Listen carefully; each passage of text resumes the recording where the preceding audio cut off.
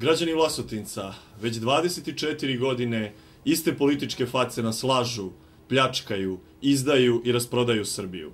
Dosta nam je političara koje gledamo poslednje 24 godine. Rekli su sve što su imali, uradili su sve što su mogli. To su preletači iz stranke u stranku.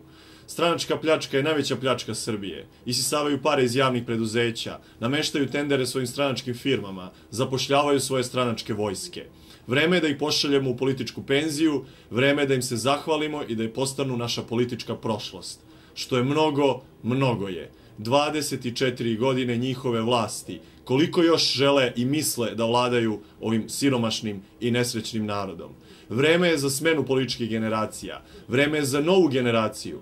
Vreme je za ljude, a po tim mislim na Dveri, koji se nikada nisu bavili politikom, koji nisu učestvovali ni u kakvim pljačkaškim privatizacijama niti lopovlucima, koji nikada nisu bili na vlasti, koji nikada nije finansirao ni jedan domaći tajkun, niti bilo ko iz inostranstva, koji su stavili porodicu na prvo mesto, koji će uvesti ministarstvo za brigu o porodici, zaštititi samohrane porodice kojima nema niko zaposlen i zaštititi prezadužene porodice kojima će biti otpisani dugovi. Vreme je za Dveri, zato što su Dveri ekonomske patriote, zato što smo stavili domaći ekonomski interes na prvo mesto, a interese stranaca i bogataša u drugi plan. Dveri su za čvrst savez sa Rusijom i prekid pregovora sa Evropskom unijom. Dveri su protiv pederbalova i protiv uvoza genetski modifikovane hrane i semena. Dveri su jednom rečju porodična politika.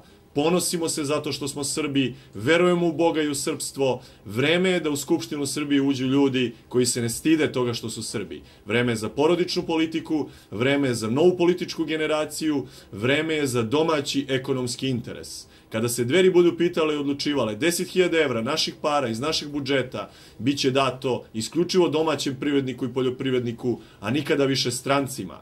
Nemate posao u gradu, hoćete da se vratite na selo i da se bavite poljoprivredom. Vama sleduje 10.000 evra para iz budžeta, a ne strancima. Donećemo zakon o ispitivanju porekla imovine svih političara i tajkuna od 1989. do danas.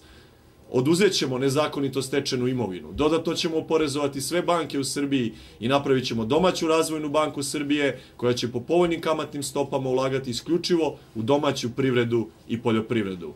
Građani Vlasotinca, mislim da smo se svi razumeli.